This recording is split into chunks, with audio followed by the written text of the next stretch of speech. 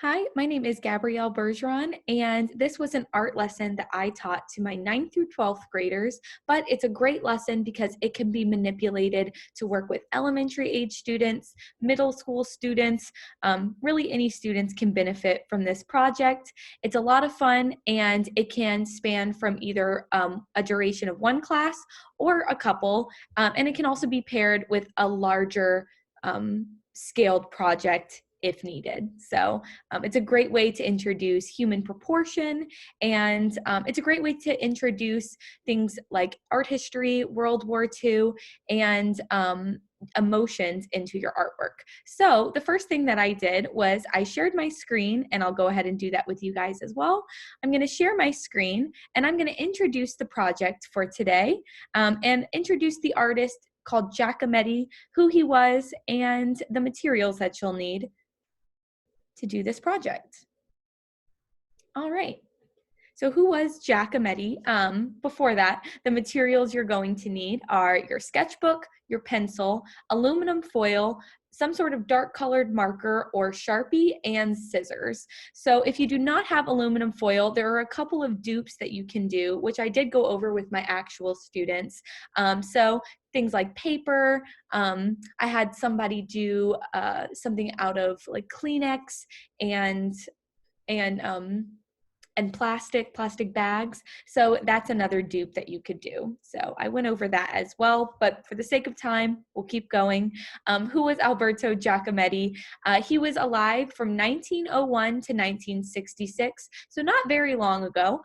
He was a Swiss sculptor, and he was heavily influenced by Cubism and Surrealism. Those were the big art history movements going on at the time, and he was also influenced by World War II, which the art history movements were all very heavily influenced by World War II. And we see that a lot of artists during that time would go a couple of different ways. Some would revert into this feeling that nothing made sense in the world, that all of these killings and this fighting just didn't make sense. And that's what their artwork represented. We see with Salvador Dali with his melting clocks, that's what he went for, that nothing made sense. So a lot of nothing made sense in the world, so a lot of his art portrayed that. Other artists actually reverted to some feelings of loneliness, depression, sadness over what was going on after World War II. We see an uptick of PTSD in our war veterans after that time. So that's another reason that a lot of his artwork was depicting these themes. So in his sculptures, and we'll see some examples in a moment, you see themes of loneliness, despair, anxiety, and he only uses the human form. And you'll see the way he does not use accurate proportion, but it helps to kind of give that sense of theme through his artwork. So during my actual class, I played this YouTube video. It's about 3 minutes, and it explained more who he was, his artwork that he did, and it shows you this sense of loneliness, sadness, anxiety through the human form that he was creating. So you can see a couple of the examples down here. For the sake of time, I'll keep going. Basically, what I did for day one, I had my students gather their sketchbooks and their pencil, and we created very quick gesture drawings, which only took about 30 seconds each. Oh, geez.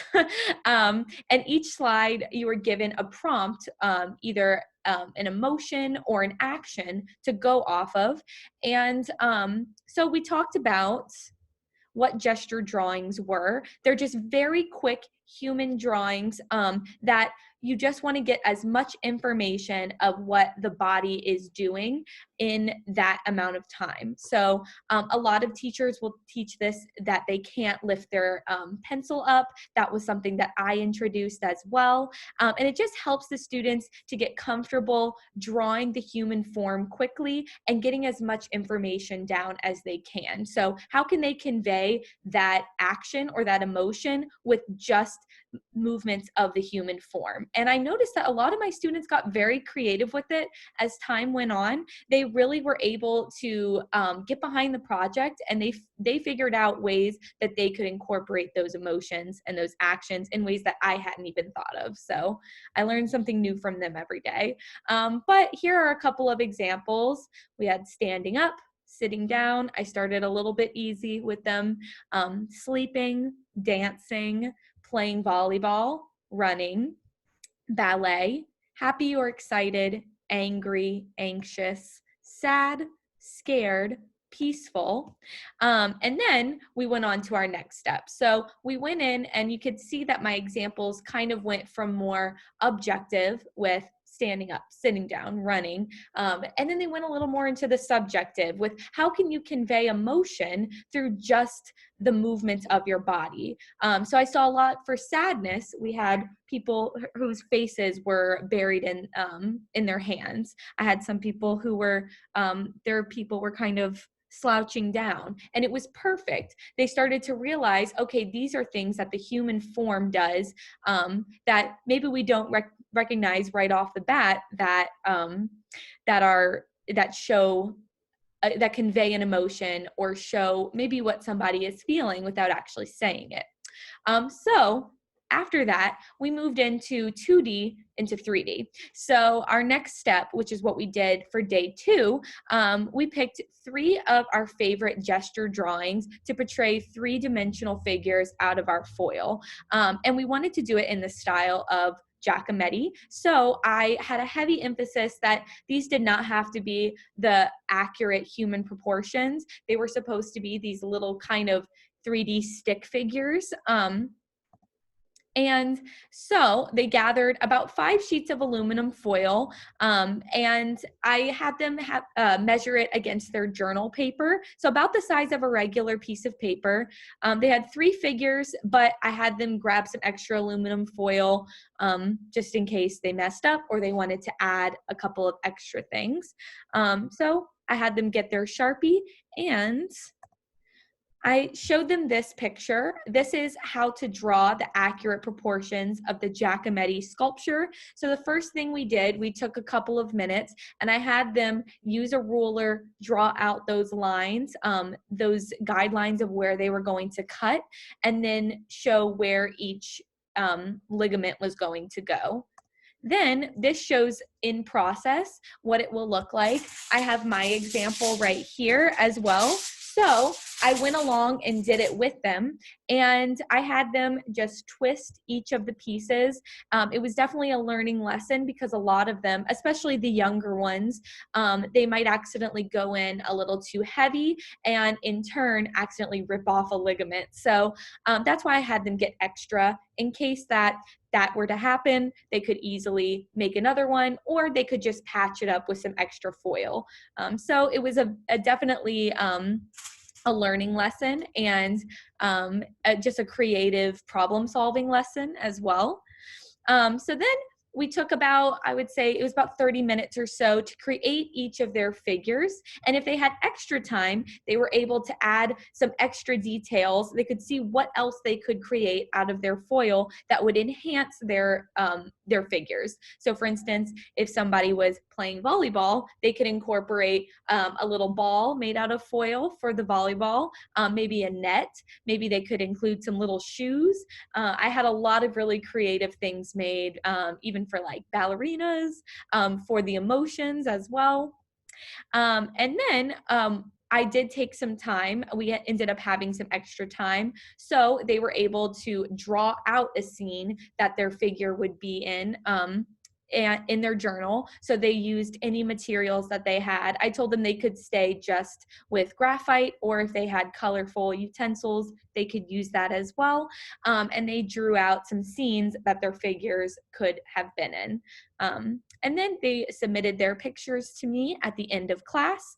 And then I just thought of an extra credit assignment. We didn't end up getting to this, but I thought this was a cool idea as well, that if they had extra time, they could incorporate one of Giacometti's animal sculptures, because we didn't end up getting to talk about that.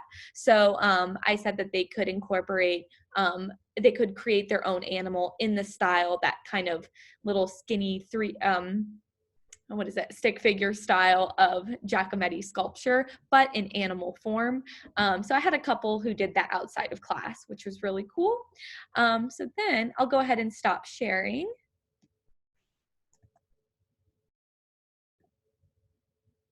So that was one of my lessons. I have really tried to incorporate, just this year with COVID, a lot of different types of lessons. I tried to get creative with household objects, because teaching virtually with art is a little bit different, because not everybody will have the same materials. And so it's important to kind of give a good overview of different dupes that they could do if for some reason one student has one, set of things. Maybe one student has oil pastels. Crayons are a good dupe for that. So I think it's important for me to have different ideas for them, that I get creative in my own right, to give a good spectrum of students who really love art and have a lot of materials, what they can do, and then how another student who maybe just needs their art credit, how they can incorporate their own household items as well. So yeah, so I have really enjoyed working virtually, and I would love the opportunity to work with you guys. And thank you so much for your time. I hope you enjoyed learning a little bit about Giacometti and his sculptures. And hey, if you feel like getting creative, you can try to make your own too.